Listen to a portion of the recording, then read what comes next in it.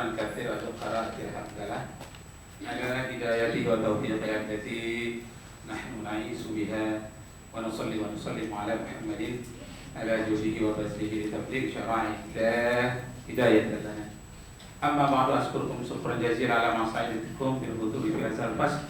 Sa'ufassiru alaikum risalati ala lughatil Indonesia khususan.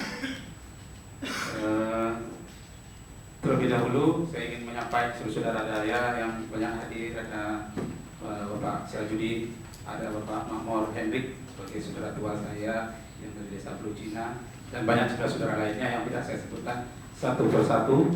Bapak Profesor yang terhormat, izinkan saya pada awal ini menyimpulkan sedikit, ada video sedikit tentang yang memotivasi saya untuk menulis ini.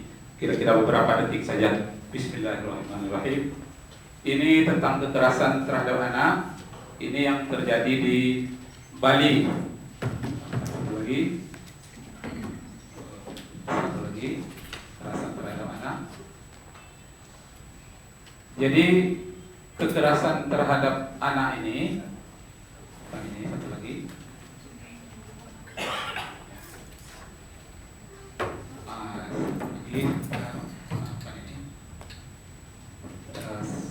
Ini dia tentang anak di Bali.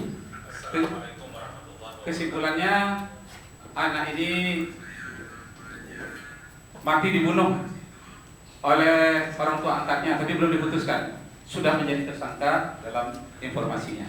Jadi ada videonya yang saya rekam di sini menunjukkan betapa perlunya, betapa pentingnya perlu dibahas tentang kekerasan terhadap anak antara undang-undang negara kita dan juga mengenai hukum Islam.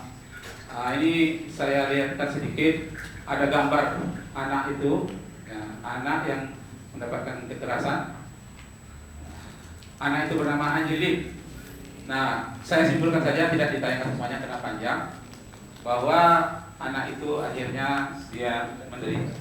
Nah, dari masalah itu, kemudian buku yang saya kutip, ini juga saya ambil dari video dan buku-bukunya Abdullah Nasir Alwan. Dalam bukunya yang berjudul Tarbiyatul Aulad. Jadi saya baca juga bukunya dan saya juga ambil videonya. Langsung saja karena panjang. Abdullah Nasir Alwan. Kemudian fatwa-fatwa dari Bin Bas, Grand Mufti Arab Saudi, dan buku-buku fatwanya yang berkaitan dengan anak ini juga saya ambil, dan itu panjang videonya, kita lanjutkan saja.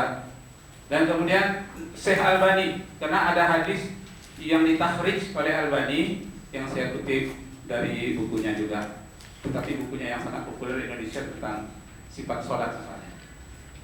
Ini panjang juga kasetnya, saya ringkaskan saja. Kemudian ini dia yang paling banyak dikutip, Wahbah Az-Zuhaili dari Syria. Buku-bukunya juga videonya ya dengan modal sekedarnya bahasa Arab.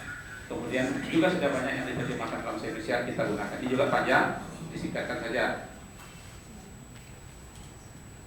Yusuf Qaradawi juga ada saya kutip dan videonya juga saya ambil, saya pelajari. Inilah akhirnya muncul kesimpulan saya, Islamic is the solution the world. Ternyata hukum Islam itu menjadi solusi bagi seluruh masalah dunia. Lalu lahirlah disertasi saya yang berjudul Analisis Kritis tentang konsep kekerasan pada hukuman fisik terhadap anak. Nah, ini Al-Ikhtibar Maftuhan, nama saya sendiri Muhammad Hakim. Nah, inilah buku dia, Al-Fiqhul Islami wa Adillatuha Wahbah Az-Zuhaili, dan ada buku-buku lainnya. Ini abstraknya, tidak perlu saya bacakan lagi. Ini yang bahasa Arabnya. Ini pendahuluan bahwa anak itu lahir dalam keadaan fitrah, titipan Allah, berbeda nasib orang tua pemimpin masa depan. Yang kedua, undang-undang perlindungan anak. Di sini nampaknya di fenomena dalam masyarakat, terutama di kalangan orang tua dan pendidik. Apa katanya? Yang nomor 2 itu, undang-undang perlindungan anak dituding sebagai perusak pendidikan di Indonesia. Berdebar hati saya mendengarkannya karena saya pendidik. Saya menatap kepala sekolah, guru-guru ditanya, Pak, bagaimana itu sebetulnya tentang guru yang memukul murid yang masuk penjara? Wah, Pak, Insya-Allah. itu langsung ke iya. isi dan persoalan-persoalan yang apa, dan supaya dihindarkan untuk wirid ya. Ya, baik Pak. Ini langsung perumusan masalah, yaitu bagaimana konsep hukuman terhadap anak, dan kemudian mengapa terjadi perbedaan konsep tentang kesamaan juga dengan undang-undang perlindungan anak. Yang ketiga, apakah konsep anti kekerasan dengan anak menurut fikih itu sejalan dengan undang-undang. Ringkasnya saja nih kerangka teorinya, yang banyak tentang ayat-ayat Al-Quran yang mengambil, ada yang mutlak, ada yang muqayyad, dan proses penetapan istibat hukum dari Al-Quran. Kemudian ini karakteristik hukum Islam yang diambil itu ini dari Al-Quran itu sendiri dalam bidang hukum. Nah, kemudian teori perlindungan anak, ini juga diambil tentang ayat Al-Quran tentang hati-hati terhadap pendidikan anak. Dan kemudian teori ta'zir, itu tidak perlu saya uraikan, ada 3 itu al-mana'u, at-ta'dib, at-tankir. Langsung saja surat yang banyak saya ambil itu surat An-Nisa, ar-rijalu qawwamun 'ala an-nisa bima faddala ba'dhum ila ba'dhin ila akhirih. Saya lanjutkan saja, ini hadisnya tentang murru sabiyya bis shalah idza balagha sab'a sinin ila akhirih. Terus ini tentang sholat yang waktu perbaikan dulu Bapak Profesor alias Abu Bakar katanya 3 tahun masa mendidik baru anak boleh dipukul. Ternyata ada hitungan matematikanya, 3 kali 365 hari itu adalah 10.065, dan masanya itu 3 tahun kali 5 yaitu 5.475 kali. Jadi anak itu tidak boleh langsung dipukul, tapi dididik dulu 3 tahun, waktunya 5.425 hari. Terima kasih Pak Yasa telah mengilhami saya untuk memperbaiki, bahkan saya menggalinya lebih dalam. Terus, ini kita penting, yang penting saja hadis riwayat Abu Dawud ini nomor 494.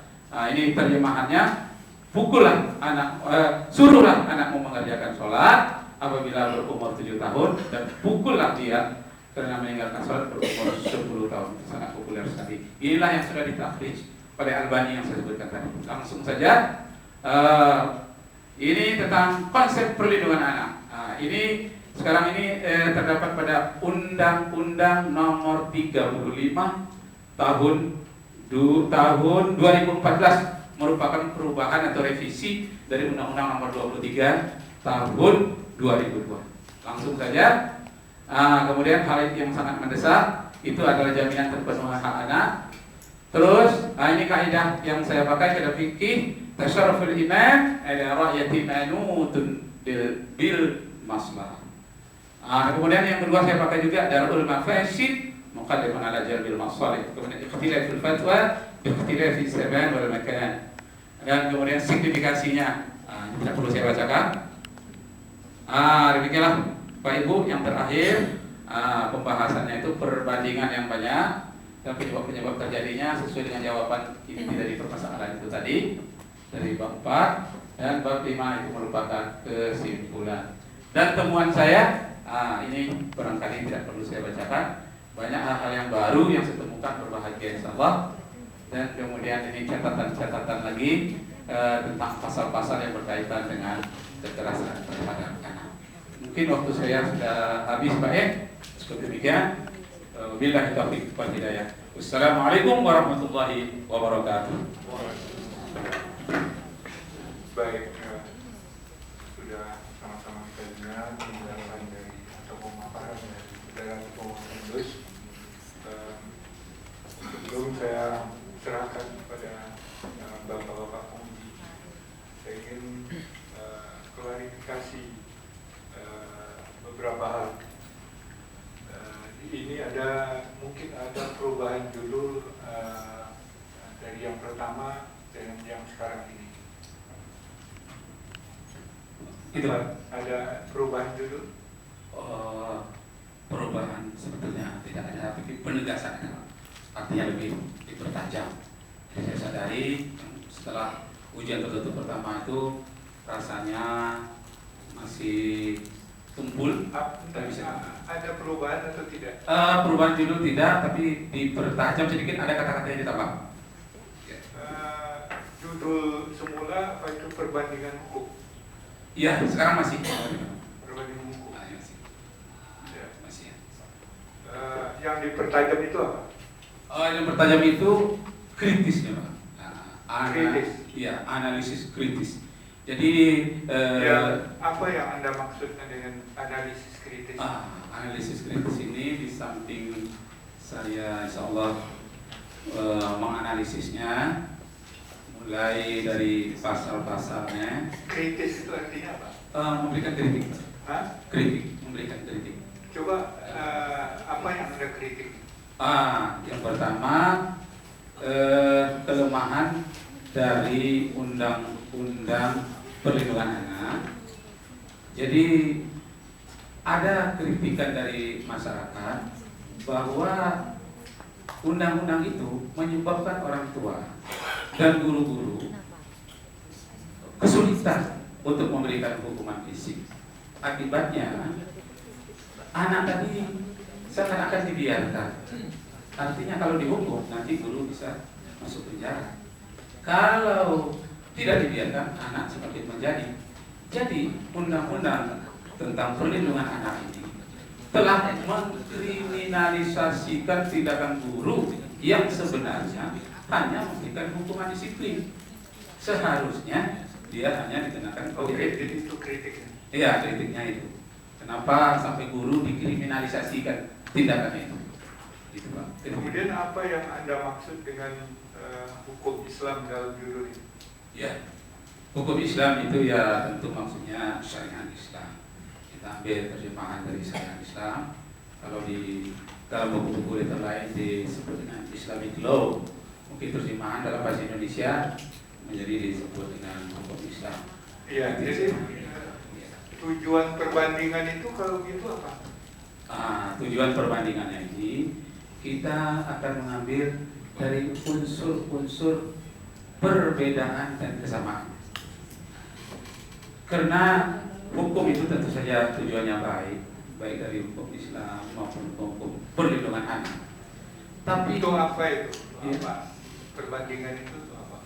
Perbandingannya itu untuk bisa mengetahui pada sisi mana kekurangan, yang satu dari mana kelebihan, dan dari mana celah-celah yang bisa. Itu Anda sadar nggak bahwa syariat Islam yang Anda katakan itu hukum Islam itu suatu hal yang amat luas, dan Anda membandingkan dengan suatu masalah yang kecil tentang hukuman terhadap anak. Apakah tidak itu seperti membandingkan gajah dengan semut? Ya, karena begitu luasnya, maka dari yang merupakan grand teorinya dari hukum Islam, saya coba mengerucutkan lebih kecil lagi, yakni hukum perlindungan anak. Yang lebih khusus lagi, yang kaitannya dengan hukuman fisik. Itu yang jadi persoalan, kan? Karena judulnya besar. Apalagi hukuman anak dibandingkan dengan syariat Islam. Kayaknya itu terlalu besar sekali hukuman anak. Ya, cukup itu. Nanti tentu Bapak penguji akan meneruskannya. Saya persilakan kepada Bapak Penguji Utama, Profesor Dr. Aliasa, dia pertama kali untuk mengajukan pertanyaan. Baik, terima kasih Ketua Saudara Prabowo Indus. Pertama sekali saya menyampaikan apresiasi saudara sudah melewati hari ini ada pada promosi atau ujian terbuka. Saya ucapkan selamat. Dan saya menjadi penguji pertama pada hari ini. Saya masih ingin bertanya, waktu dari saudara sudah beri penjelasan, sebetulnya yang dicari di sini yang ingin saudara jawab di dalam pertanyaan ini, hukuman fisik yang saudara maksud di sini, hukuman di pengadilan atau hukuman bagaimana? Iya, hukuman fisik ini adalah hukuman fisik yang dilakukan oleh orang tua dan guru. Jadi sudah saya berikan pembatasan masalahnya pada penjelasan judul itu, bahwa saya banyak menggeluti tentang dunia pendidikan, dan orang-orang yang pada dunia pendidikan itu sering Pak menggunakan hukuman fisik. Ya, jadi ini hukuman fisik ini bukan hukuman di pengadilan. Bukan. Jadi yang saudara maksud, ya ini analisis kritis tentang konsep kekerasan. Ya. Ya, jadi bagaimana yang dimaksud di sini konsep kekerasan pada apakah ada hukuman fisik yang bukan kekerasan? Ya. Hukuman inilah yang paling menarik sebetulnya. Hukuman fisik yang bukan kekerasan. Saya sudah berdebat panjang sebelum kemarin ini dengan kawan-kawan di kantor ini. Saya bawa sebagian besar kawan-kawan saya di belakang. Hukuman fisik yang bukan kekerasan. Nah, ini memang suatu yang baru bagi saya.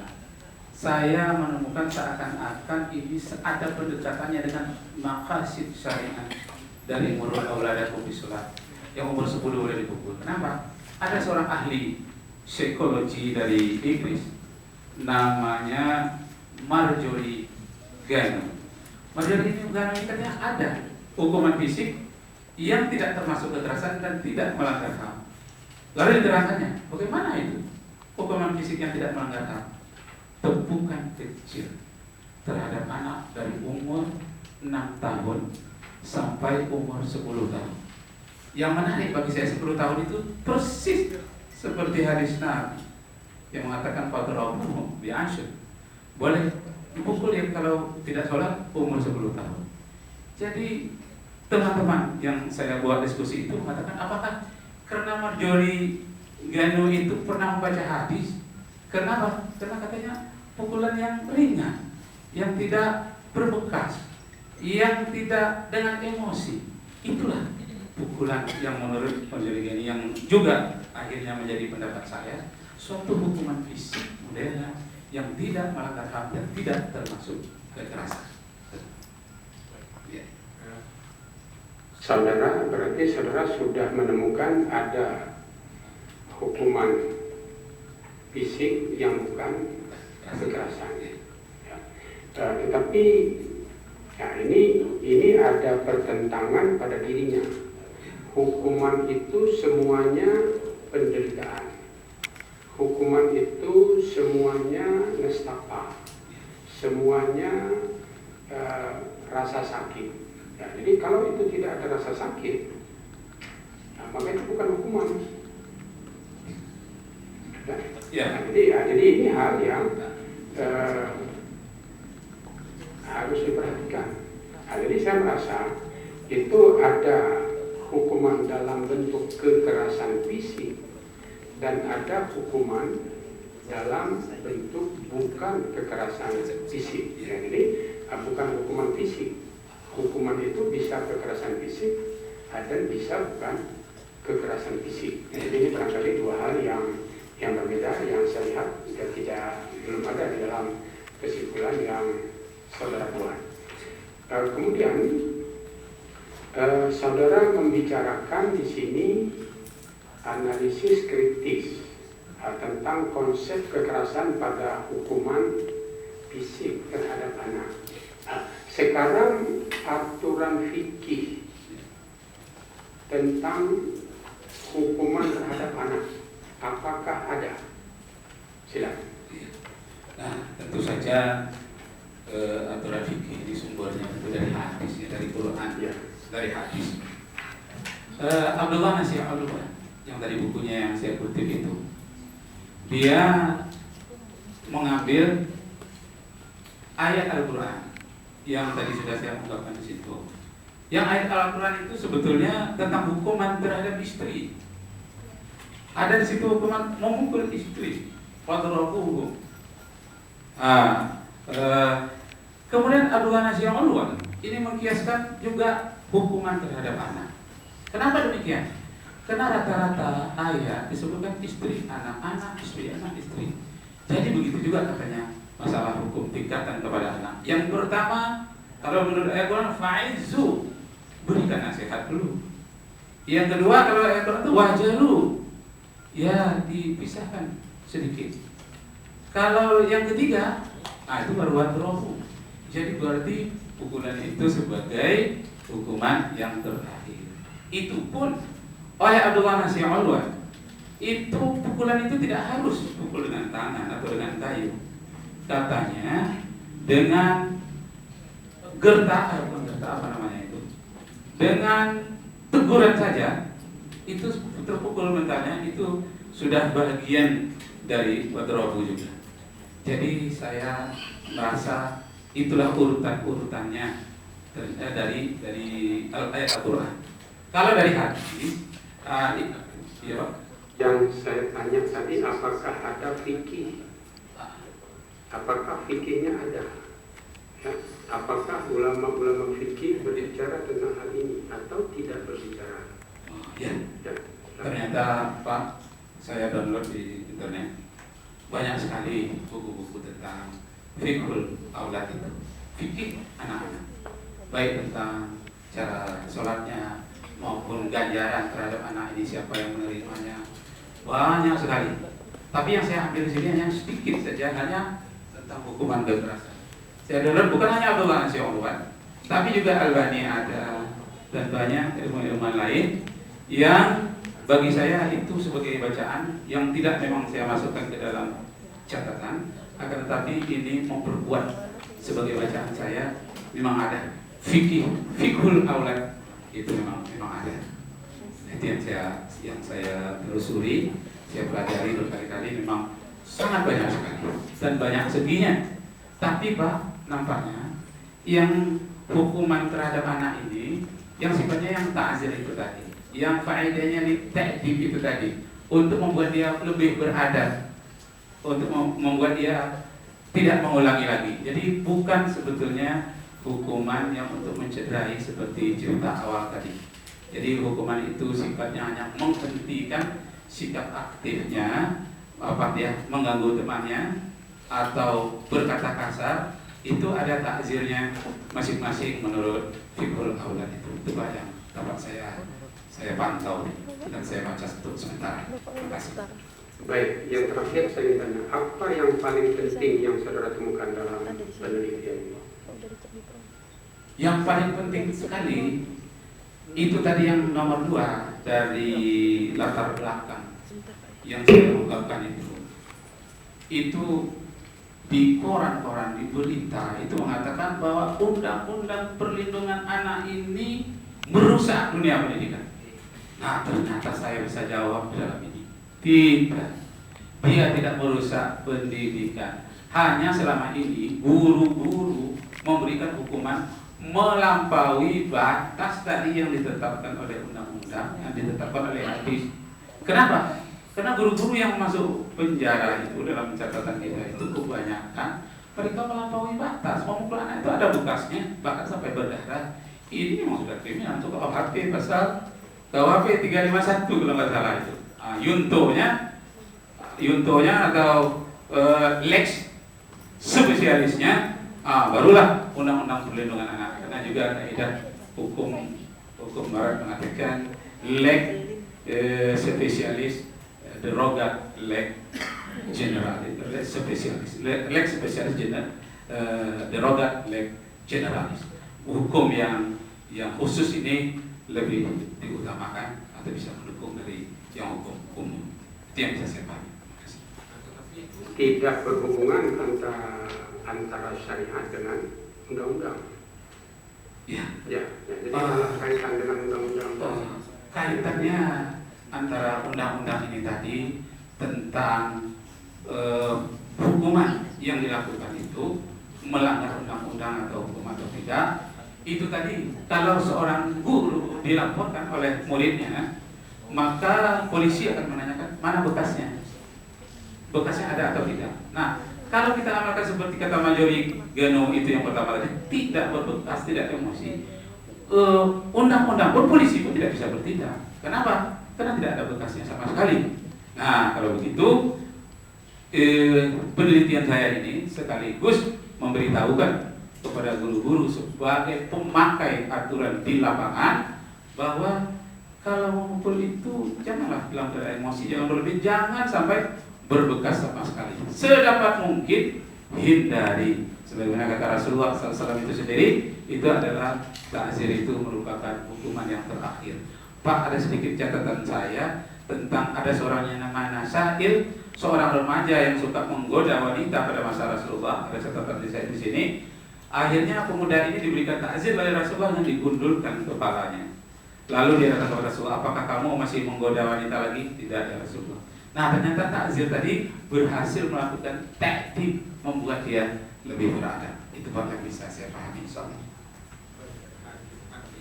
Saudara kutip itu masih anak-anak atau sudah dewasa? Dalam kisah itu remaja, seorang remaja yang bernama Nasail. Jadi Nasail ini dapat pengaduan, teguran. Oh maaf Pak, Rasulullah. Bukan Rasulullah, Umar bin Khattab. Umar bin Khattab yang berikan takzir itu. Maaf sekali lagi, ingatan saya terbaca. Jadi Umar bin Khattab yang pernah memberikan takzir membotakan kepada itu. Maaf sekali lagi. Pak Ketua, saya mungkin saya kembalikan. Nampaknya itu masih menggantung ya. Pertanyaan-pertanyaan itu perlu direnungkan. Itu dasar-dasar, kalau ini hukum tentu punya dasar-dasar hukum. Tadi ditanyakan remaja, anak, apa itu sama? Baik, lanjut kepada Profesor Ilyas. Baik, terima kasih. Saudara Pengobendus, tadi sudah mulai ditanyakan baik oleh Ketua maupun oleh penguji utama tentang yang Pengobendus maksud dengan hukum Islam di situ itu apa? Sebetulnya ada di catatan kaki juga dari awal dalam pembatasan masalah hukum Islam yang saya maksudkan di situ adalah fikih. Kenapa? Karena pada perumusan masalah yang ketiga itu judulnya masalahnya apakah semangat anti kekerasan menurut fikih apakah sesuai dengan anti kekerasan menurut hukum perlindungan anak. Jadi mengerucut dari hukum Islam yang merupakan grand teorinya, mengerucut pada kecil artinya fikih ya Pak. Setelah saya baca dalam disertasi ini, ya. Itu hanya pendapat Wahbah Zuhaili. Apakah pendapat Wahbah Zuhaili mewakili hukum Islam? Karena kalau kita bicara tentang hukum Islam, sumbernya Al-Quran, hadis. Kemudian dari situ diolah oleh para ulama, maka muncullah al-fiqhu ala mazhabil arba'ah. Kalau Wahbah Zuhaili ini baru abad 21. Kenapa itu yang menjadi? Kalau begitu judulnya ini kan kurang tepat kalau dikatakan hukum Islam. Mungkin barangkali dalam perspektif Wahbah Zuhaili. Gimana itu? Ya, makasih Pak Prof. Sebetulnya saya sudah melacak mazhab al-arba'ah itu. Bahkan di zaman di Baghdad itu pada abad yang 8 ke 9 itu saya lacak tentang hukuman fisik ini, jarang sekali saya temukan. Yang banyak mengupas ini memang Wahbah Zuhaili. Misalnya Wasil bin Atok itu murid yang dihukum, di sini saya temukan, dihukum oleh Hasan Basri, bukan, oleh gurunya Wasil bin Atok ini karena pikirannya menyimpang. Berikan takzir kepadanya. Apa hukuman yang diberikan kepada itu? Tidak. Apakah ini memang hukuman fisik namanya? Dia tidak dibenarkan mengikuti majelis pengajiannya itu karena dia telah menyimpang. Telah dikatakan kenapa demikian? Itulah takzir baginya. Itulah hukuman bagi Wasil bin Atok. Itu yang ditemukan yang sebelumnya. Dan kemudian dari kita Imam Syafi'i banyak saya juga lacak semampu saya dari kitab-kitab Imam Hambali juga. Itu tentang hukuman fisik ini belum mengerucut, belum khusus. Tetapi pada Wahbah Zuhaili Yusuf Al-Qardawi mungkin karena banyak pertemuan dengan daerah-daerah tempat menyebarnya Islam terlebih luas sampai juga ke Eropa, ini sudah mulai muncul.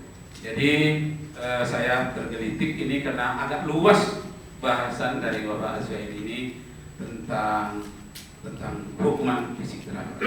Oke, jadi ketika Pengopendus mencari dasar hukum tentang pendidikan anak ini, itu istilah anak dalam bahasa Arab, istilah apa yang Pengopendus lacak? Karena gini, dalam bahasa Arab itu kan banyak istilah anak. Ada al-walad, ada al-gulam, ada as-sabi, ada atif. Nah, sekarang yang mana ini yang saudara Pengopendus lacak sehingga katanya tadi tidak ditemukan dalam al-fiqh al-mazahib al-arba'ah. Kalau sekarang sudah kita masuk al-fiqh al-mazahib as-sittah. Nah, ini kata kuncinya apa? Iya. Jadi aulad atau sabi, kalau dalam hadis tadi murus sabi bisolat. Memang betul kata Pak Profesor, ketemu sabi. Tapi di dalam hadis ini dikatakan murru ghulamu bisolat. Jadi ada lafaznya sabi, ada lafaznya ghulam. Tapi juga ada aulad. Katanya murru auladakum bisolat. Jadi yang Pak Prof bilang tadi tiga-tiganya itu ada. Nah, setelah saya membaca buku Tarbiyatul Aulad dari Abdullah Nasir Alwan, saya cenderung memakai yang aulad ini, Prof. Saya rasa ini bahasannya lebih konkret dan bukunya ada yang akan saya pegang. Jadi artinya tidak mengambang, bisa merucutkan, bisa sampai detil, insya Allah bisa saya pakai. Gitu, Pak. Oke, terima kasih. Kemudian apakah saudara pernah membaca Tarbiyatul Aulad karya Ibnu Maskari? Itu belum terpantau, Pak Prof. Maaf, belum terpantau. Terus terang saja orang ilmiah mengakui. Ya tolong itu karena ini bicara tentang masalah itu. Wah. Ya, kalau misalnya. Itu masukan. Saya catat Pak Prof, insya Allah. Oke. Untuk perbaikan.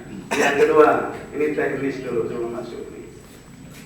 Apakah disertasi ini sudah dikoreksi sedemikian rupa sebelum disajikan ke penguji? Iya, sebetulnya sudah berusaha, tapi pertama masalah penulisannya ini, yang pertama memang kelemahan saya ada yang terlampaukan, ada kata-kata yang tertinggalkan, perbaiki lagi.